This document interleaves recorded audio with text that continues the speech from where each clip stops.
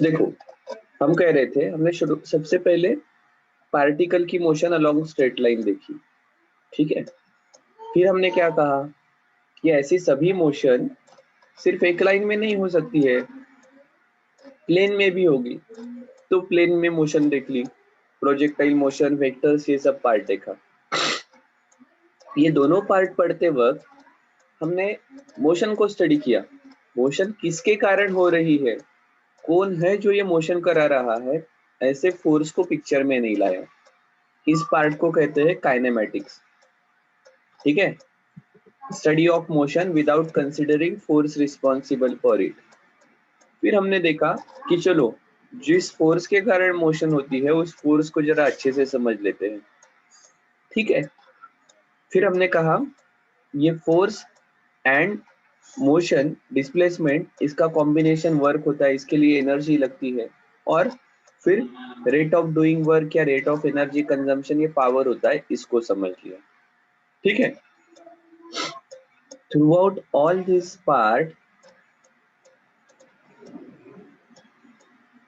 हम एक पार्टिकल के बारे में बात कर रहे थे, ठीक है। बट रियल लाइफ में सभी चीजें सिर्फ पार्टिकल नहीं है। ऑलमोस्ट रियल लाइफ की सभी चीजें इस कलेक्शन ऑफ पार्टिकल, जहां पर बहुत ज्यादा नंबर ऑफ पार्टिकल्स है। ह्यूमन बॉडी, कार, फुटबॉल, एक आधा झाड़ से गिरने वाला पत्ता, सभी जगह पर बहुत ज्यादा पार्टिकल्स है, ठीक है।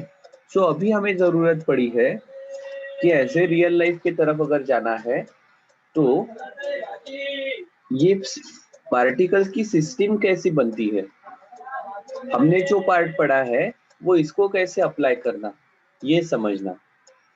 सो शुरुआत में हम इस पार्ट को समझने वाले हैं कि एक पार्टिकल के लिए सब चीजें हमें आती है, मल्टीपल पार्टिकल्स है तो क्या करेंगे, एंड देन हम आगे जाएंगे रोटेशनल मोशन की तरफ, ठीक है। सो हमारी शुरुआत होती है सेंटर ऑफ मास से। अब ये सेंटर ऑफ मास वैसे तो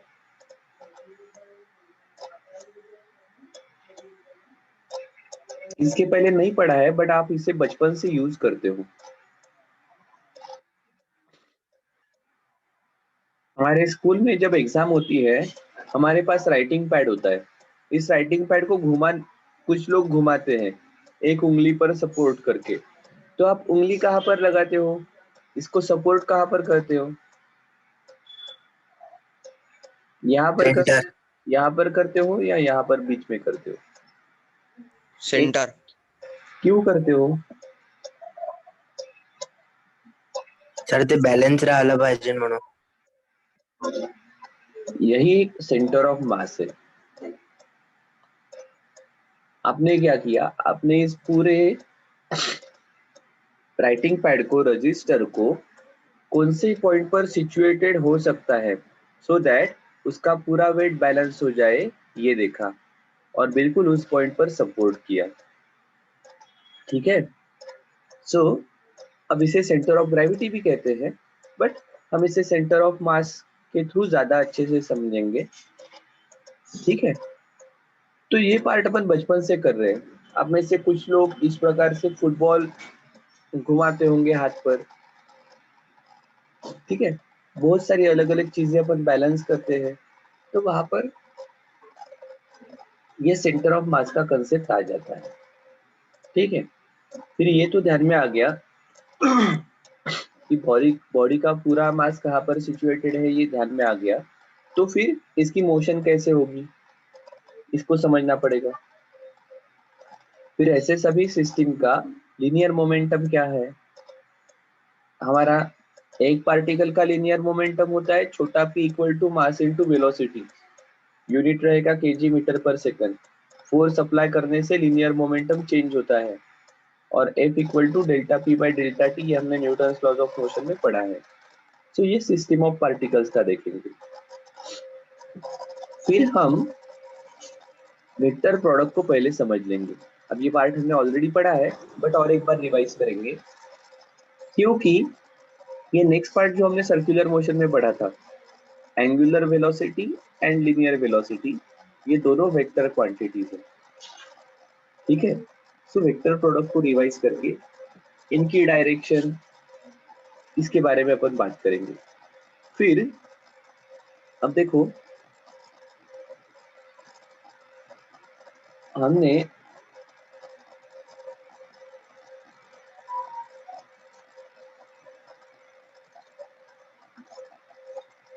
रेक्टिलिनियर मोशन पढ़ी है और अभी हम रोटेशनल मोशन के बारे में बात करते हैं। देखो, ये लीनियर मोशन में ना डिस्प्लेसमेंट होती है, वेलोसिटी होती है, एक्सीलरेशन है, मोमेंटम है, फोर्स है, वर्क इक्वल टू, अभी हमने देखा क्या होता है वर्क इक्वल टू,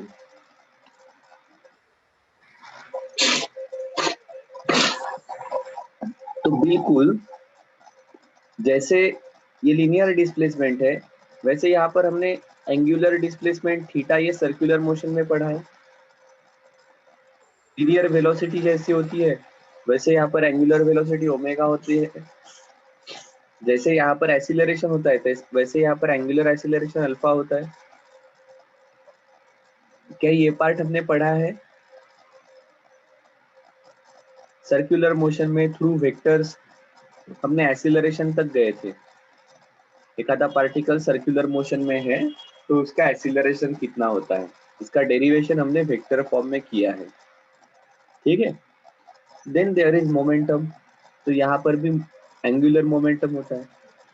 जैसे यहाँ पर चीजें को मूव करने के लिए फोर्स चाहिए, तो वैसे चीजों को घुमाने के लिए टॉर्क चाहिए।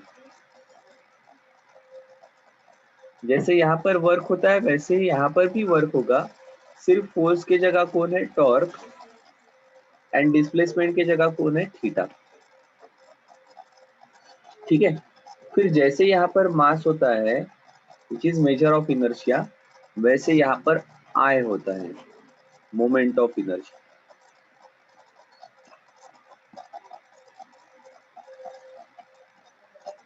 और जैसे आपको याद होगा, हमारे कुछ रिलेशंस है जो हमने बहुत अच्छे से यूज किए हैं।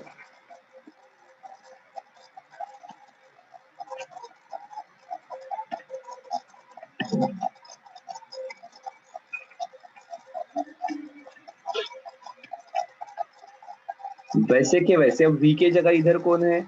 ओमेगा। शुरुआत की वेलोसिटी को हम ओमेगा नॉट कहते हैं। एक्सीलरेशन की जगह कौन है? अल्फा। और टाइम, डिस्प्लेसमेंट की जगह कौन है? थीटा। शुरुआत की वेलोसिटी ओमेगा नॉट, टाइम तो वैसा ही half alpha T, final velocity omega square, initial velocity omega naught का square plus 2 into alpha into theta. ठीक है, कुछ ध्यान में आ रहा है कि आपको क्या हो रहा है? हमें जब रोटेशनल मोशन पढ़नी है तो हर रेक्टिलिनियर मोशन, हर लिनियर मोशन के करस्पॉन्डिंग एक प्रॉपर्टी हमें यहाँ पर देखनी है। जिसको ये पार्ट बढ़िया से आता है, जिसको ये पार्ट समझा है, इसके कंपैरेटिवली इसके करस्पॉन्डिंग हम रोटेशनल मोशन को समझने वाले हैं। ठीक है, सो रोटेशनल मोशन अगर समझना है तो ये रेक्टिलिनियर मोशन का ये पार्ट अपने को समझना बहुत जरूरी है। और बिल्कुल जैसे रेक्टिलिनियर मोशन होती है, वैसा ही रोटेशनल मोशन को अपन पढ़ेंगे। बड़ा सिंपल है, अच्छा है, कंपैरेटिव पार्ट है।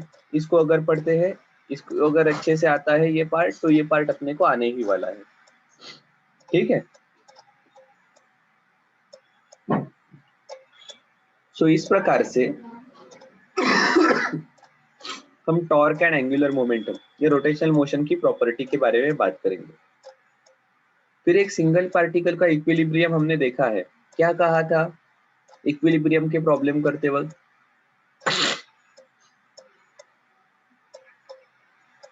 नेट फोर्स अगर जीरो है तो बॉडी इक्विलिब्रियम में रहेगी। सो वैसे यहाँ पर क्या कंडीशंस होती है ये हमें समझ कर लेना है. It will be followed by moment of inertia, और ये मोमेंट ऑफ इनर्शिया के दो थ्योरम्स है, पैरेलल एंड परपेंडिकुलर एक्सिस. अब ये काइनेमेटिक्स मतलब अभी जो तीन इक्वेशन हमने लिखे ना, omega equal to omega naught plus alpha T, theta equal to omega naught T plus half alpha T square, ये हमारे काइनेमेटिक्स की इक्वेशन है. फिर डायनामिक्स मतलब जैसे फोर्स का रोल है वैसे यहाँ पर किसका रोल है, वर्क क्या रहेगा, पावर क्या रहेगी, and angular momentum, and followed by rotational motion, sorry rolling motion. Rolling मतलब क्या, सो एखादा ऑब्जेक्ट स्लाइड से अगर हम उसे छोड़ते हैं तो वो रोल होते होते आता है. बॉल की मोशन ये रोलिंग मोशन है. सो ऐसे सभी रोलिंग मोशन को अपन पढ़ने वाले हैं. ध्यान में आ गया क्या क्या पढ़ना है. ये मैं सिर्फ इसलिए बता रहा हूँ बिकॉज ये सभी पार्ट का हमने इसके पहले जो पार्ट पढ़ा है उसके साथ रिलेशन है. नया है बट उसके साथ रिलेशन है क्योंकि इसके करस्पॉन्डिंग प्रॉपर्टीज हमने देखी है. ठीक है. और इसमें से मोस्ट ऑफ द चीजें हम डेली लाइफ में एक्सपीरियंस भी करते हैं. जैसे जस्ट फॉर एग्जांपल,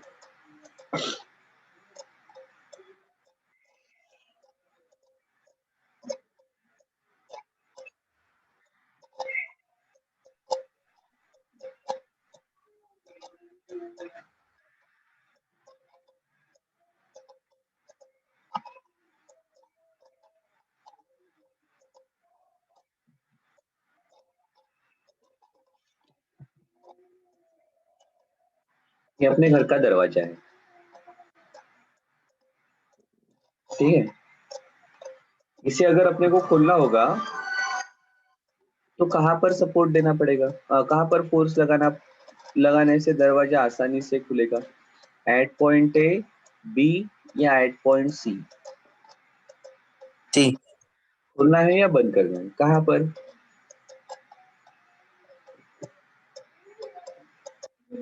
ए पर, बी पर, या सी पर, कहाँ पर फोर्स लगाना पड़ेगा. सी पर. क्यों बी पर लगाने से खुलेगा नहीं, ज्यादा फोर्स लगेगा. क्यों ऐसा, इम्पल्स क्यों लगा, इम्पल्स. क्यों ऐसा होगा.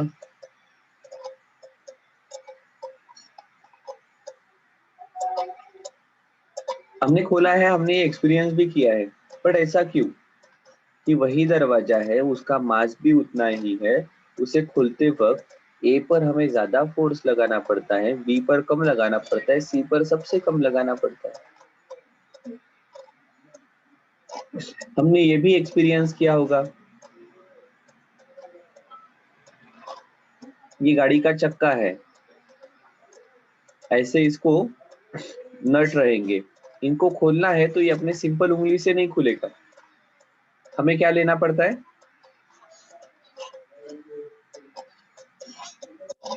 होता है क्या कुछ ऐसा.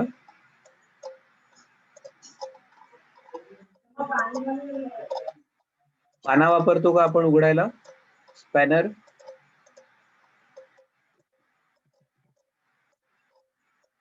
और आपने ये देखा होगा ट्रक वगैरह का जो खोलना होता है तो वहां पर तो वो लोग यहाँ पर और एक पाइप लगा देते हैं और उसके ऊपर खड़े रहते हैं.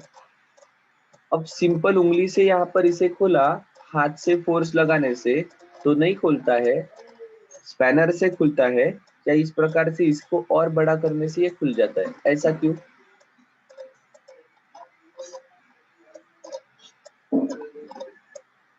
ये सभी चीजें हमारे इस चैप्टर से रिलेटेड है. ठीक है. ये सभी चीजें हमारे इस चैप्टर से रिलेटेड है. क्या ये हमारे day in day out life में होती है, हमने ऑब्जर्व की है. हाँ सर, ये बात तो सच है कि हमारे day in day out life में होती है, हमने ऑब्जर्व की है. अब हमें उसे साइंटिफिकली, साइंस क्या कहता है, इससे पीछे का सही में एप्लीकेशन कौन से टर्म, कौन से फिजिकल क्वांटिटीज का है, ये सब समझ लेना है.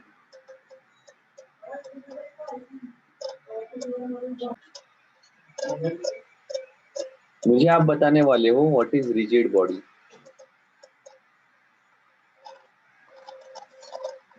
क्या होती है रिजिड बॉडी?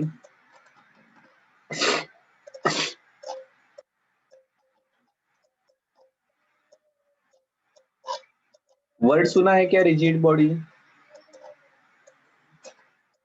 एखादी चीज रिजिड है, इसको रिजिड कहेंगे। जिसके पार्टिकल्स कॉम्पैक्ट है।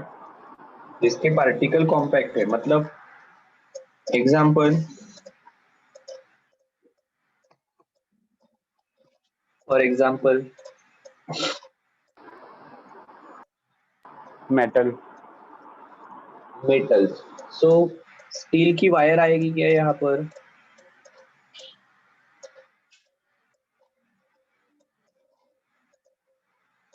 स्टील वायर रिजिड बॉडी में आ जाएंगी।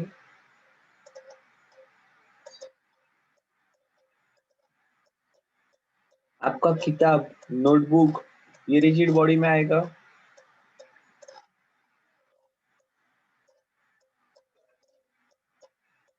ये सॉलिड्स है ना, इनके पार्टिकल कॉम्पैक्ट रहेंगे।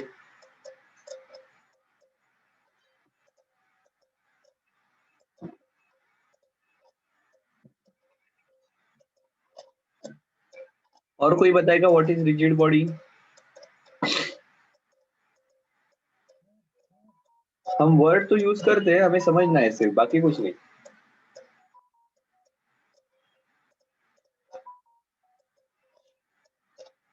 बोलो।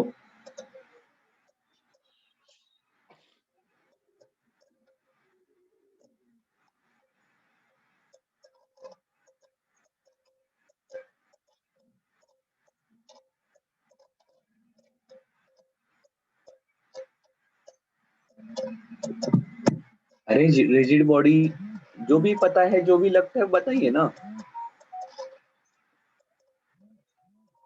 सही करेंगे, अगर नहीं पता है तो सही चीजें क्या है समझ लेंगे, टेंशन क्यों लेते हो? बताओ।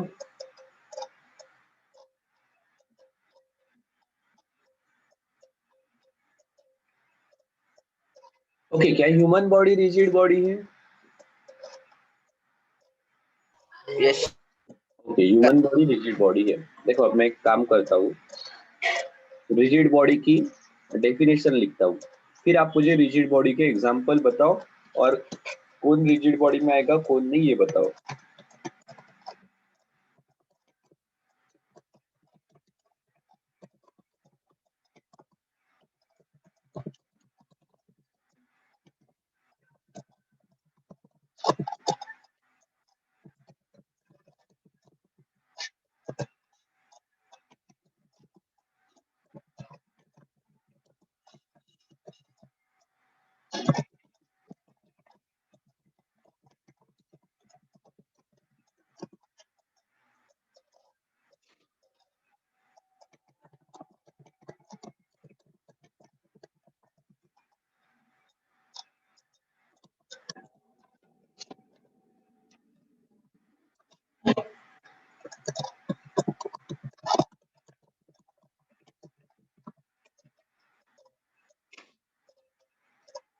क्या कहा है?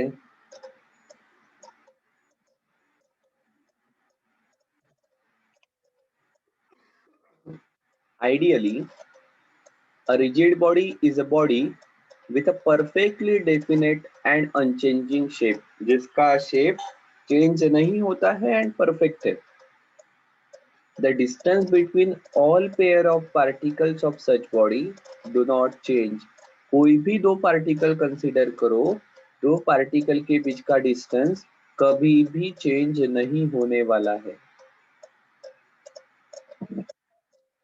अब बताओ, क्या स्टील वायर को रिजिड बॉडी कहेंगे?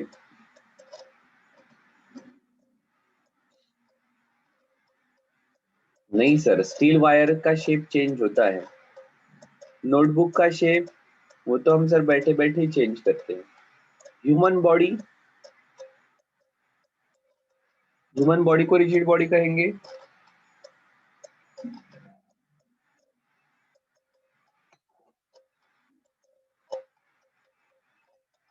ह्यूमन बॉडी को क्या हम रिजिड बॉडी कह सकते हैं क्या?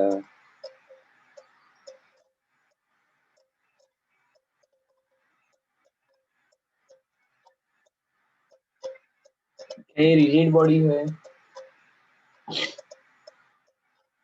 Yes. ओके, ये रिजिड बॉडी है। तो क्या आपका, मैंने दो पॉइंट्स कंसीडर किए, पॉइंट्स ए एंड बी, क्या हमारा हाथ घूमकर यहाँ पर जाता है?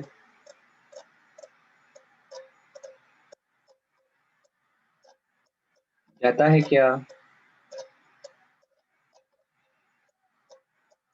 आया ना? क्या पार्टिकल ए और बी के बीच का डिस्टेंस चेंज हुआ क्या?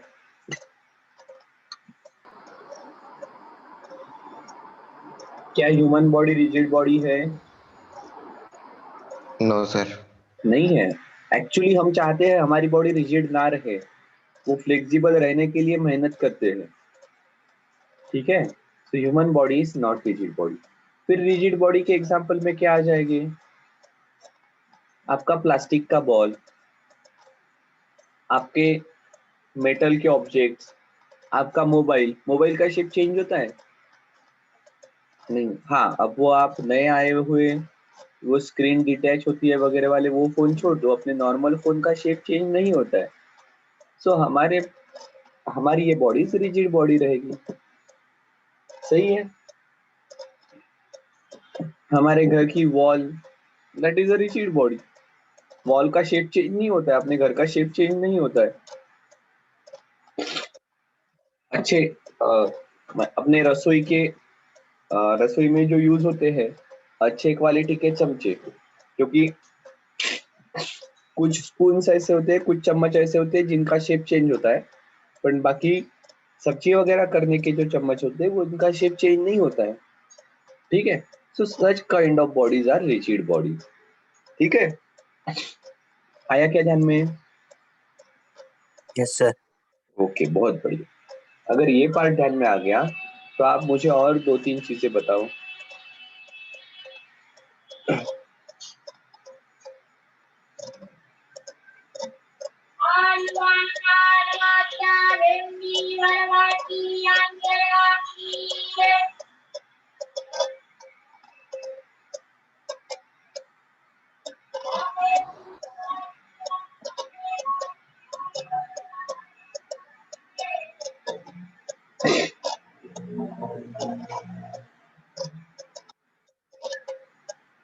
चल, linear motion, rectilinear motion and translational motion, थोड़ा सोचो और बताओ मुझे। linear motion, generally we talk about motion along straight line।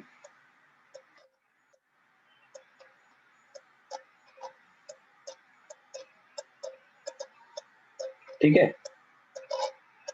Rectilinear motion में हम कहते हैं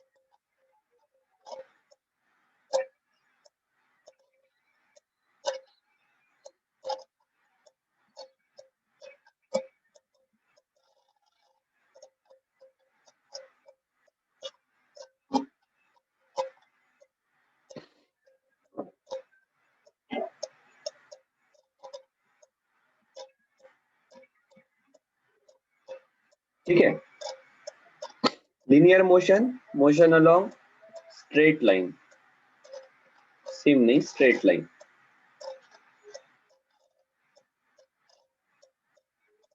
एक स्ट्रेट लाइन पर अगर मूव करते हैं तो अपन जनरली उसे लीनियर मोशन कहेंगे।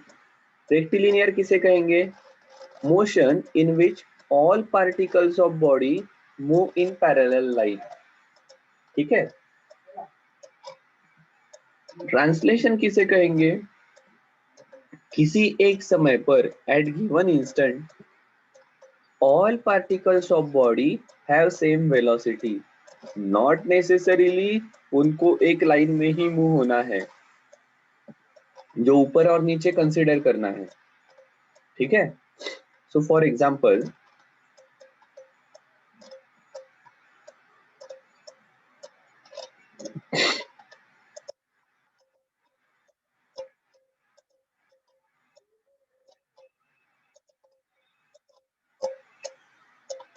ये पार्टिकल है, स्ट्रेट लाइन में मूव हो रहा है,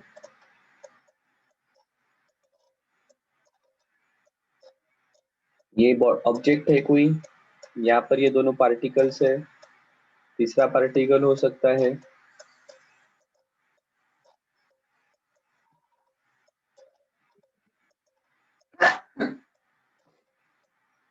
एक्सक्यूज मी, की मोशन इस प्रकार से रहेंगी पैरेलल टू ईच अदर।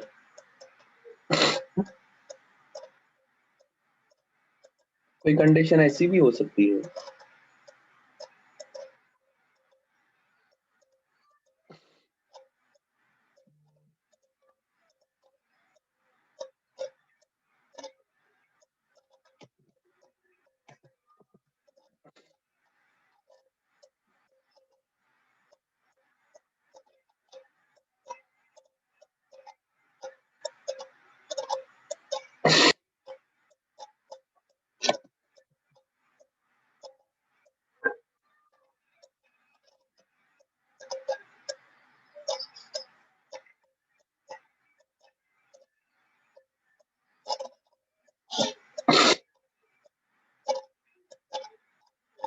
यहाँ पर ये जो पार्टिकल है इसकी एक्चुअल मोशन इस प्रकार से हुई है, ठीक है। बट आप देखोगे यहाँ पर सभी पार्टिकल की मोशन इस डायरेक्शन में है,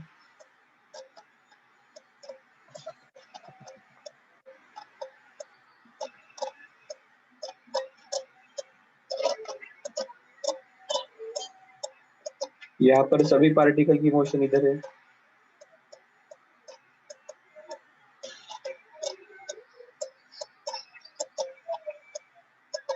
यहाँ पर सभी पार्टिकल की मोशन इधर है।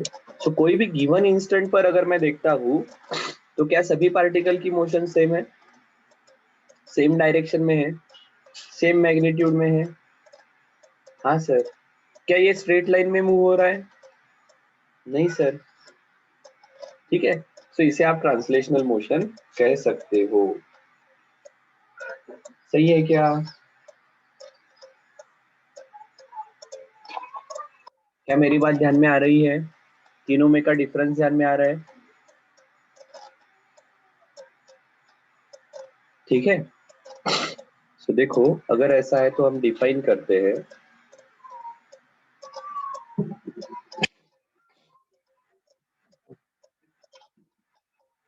ट्रांसलेशन मोशन कैसी मोशन है? Motion in which all particles of body have same velocity at given instant. इसे पैरेलल लाइन में मूव होना कंपलसरी नहीं है, ठीक है।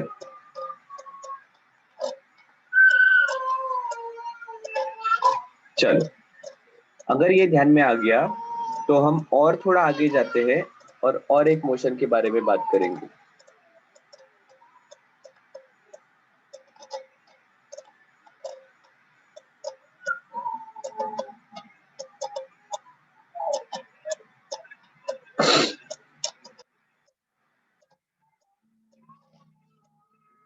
इस ऑब्जेक्ट को छोड़ दिया तो क्या होगा?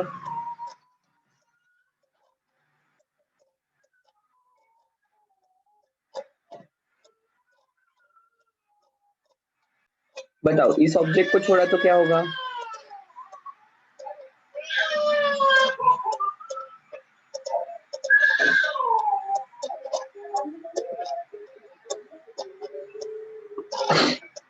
अरे या ऑब्जेक्टला वरून सोडलं तर काय होईल?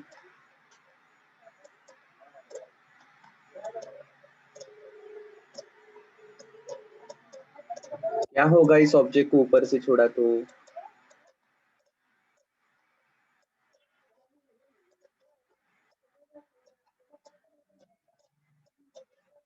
सिंपल चीज है ना, ये नीचे आ जाएगा। कैसे आएगा नीचे? घूमते घूमते। इस प्रकार से रोल होते होते। सेम चीज आप कार के केस में भी ऑब्जर्व करते हो।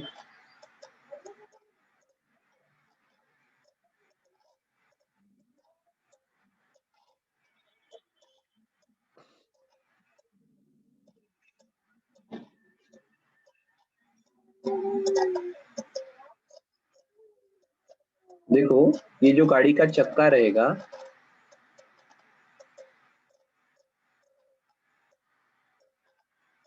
जब गाड़ी आगे जाएगी तब क्या होता है? ये गाड़ी का चक्का आगे जाता है, ठीक है। अब ये इस प्रकार से घूमते रहेगा।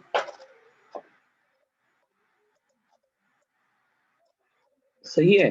पर देखो, ये सेंटर वाले पॉइंट, क्या ये भी घूमता है क्या? जहां पर चक्का फिक्स होता है?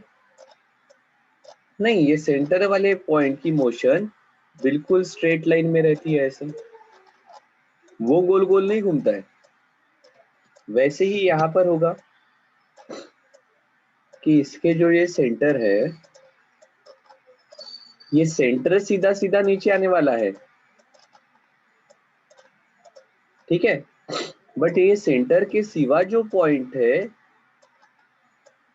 इनकी मोशन अलग रहेगी। इस साइड वाला जो पॉइंट है, उसकी वेलोसिटी इधर रहेगी, आपको पता है वेलोसिटी टेंजेंशियल रहेगी। यहाँ पर वेलोसिटी इस प्रकार से नीचे रहने वाली है। सो यहाँ पर ट्रांसलेशन मोशन तो हो रही है, क्योंकि ये पार्टिकल सीधा स्ट्रेट लाइन में नीचे आया है।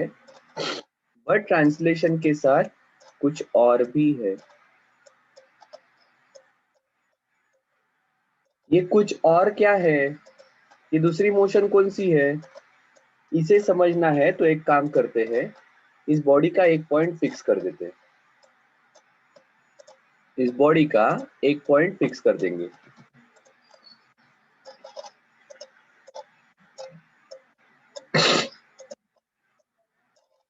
इसे मैंने फिक्स कर दिया।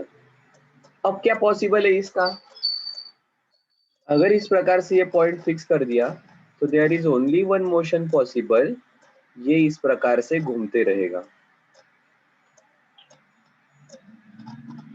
ठीक है। अब इसकी ट्रांसलेशन मोशन नहीं होगी। The only motion is possible is revolving around fixed point, probably a line passing through this point.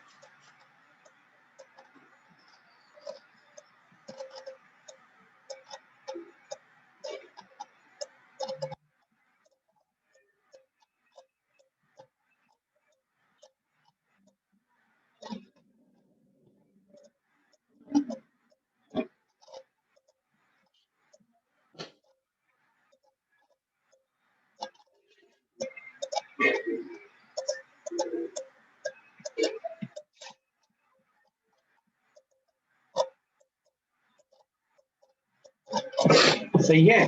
If C is fixed, then only motion possible is motion about fixed line passing through C. ऐसे motion को हम rotational motion कहते हैं, और ये C के through pass होने वाले लाइन को एक्सिस ऑफ रोटेशन कहते हैं, ठीक है।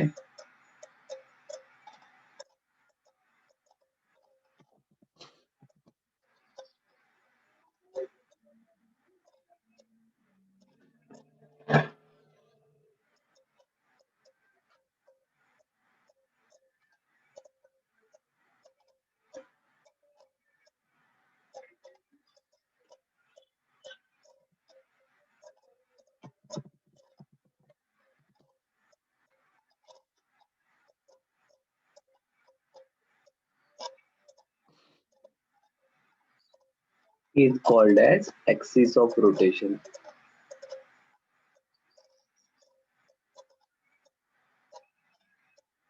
ठीक है। अब ये रोटेशनल मोशन एक्चुअली क्या होती है, तो देखो थोड़ा सा समझ लो।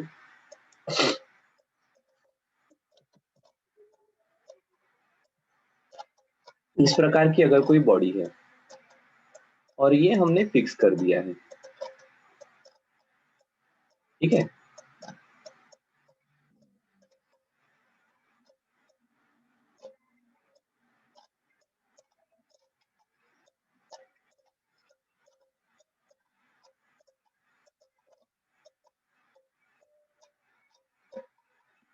आपको पता है इसे मैंने अगर फिक्स कर दिया,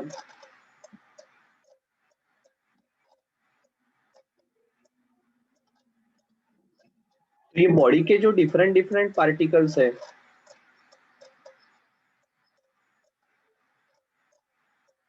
ये सभी पार्टिकल ये एक्चुअली एक सर्कल में घूमने वाले हैं।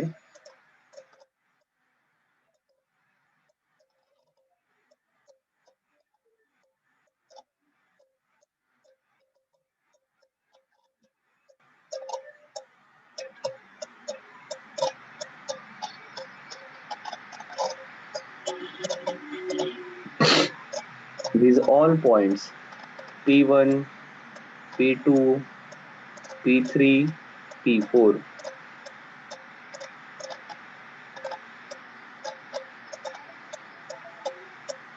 all particles of body will move in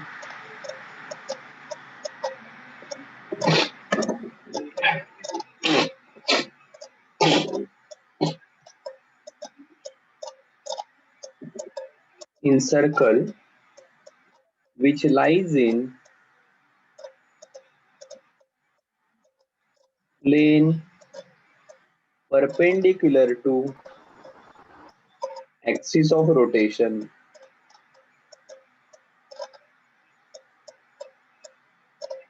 and has its center on axis of rotation। आया क्या ध्यान में? इस एक्सिस ऑफ रोटेशन पर इन सबके सेंटर रहने वाले हैं। ठीक है, इसके अलोंग डिफरेंट रेडियस रहेगी। ये particles P1, P2, P3, P4 move होने वाले हैं। In some cases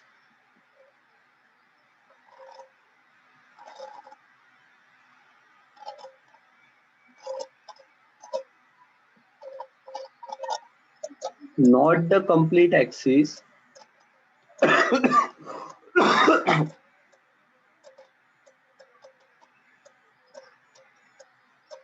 but only one point of axis of rotation is fixed।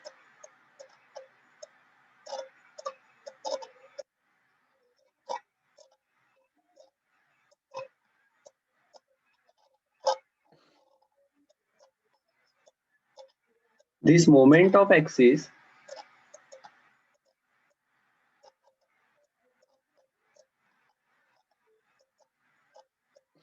around the vertical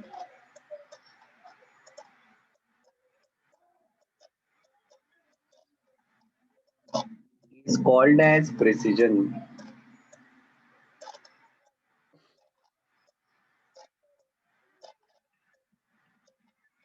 sir कहां पर ऐसा होता है? तो ये आपको पता होगा।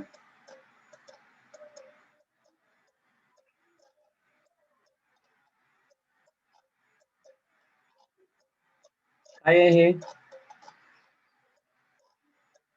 ये भोरा, ये घूमता है। अब इसका पूरा एक्सिस फिक्स नहीं रहता है, इसका एक्सिस एक्चुअली घूमते रहता है ऐसा।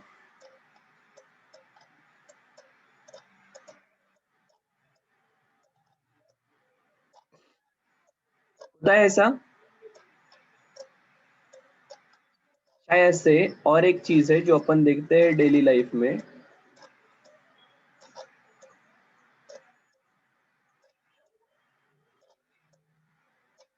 Table fan. टेबल फैन का भी अब ये जो एक्सिस ऑफ रोटेशन है ये कंप्लीट फिक्स नहीं रहता है, ये पॉइंट फिक्स है, एक्सिस ऑफ रोटेशन इधर उधर घूमते रहेगा। ठीक है, ऐसे मोशन को प्रिसीजन कहा जाता है। क्या रहेगी क्या इतनी चीजें ध्यान में?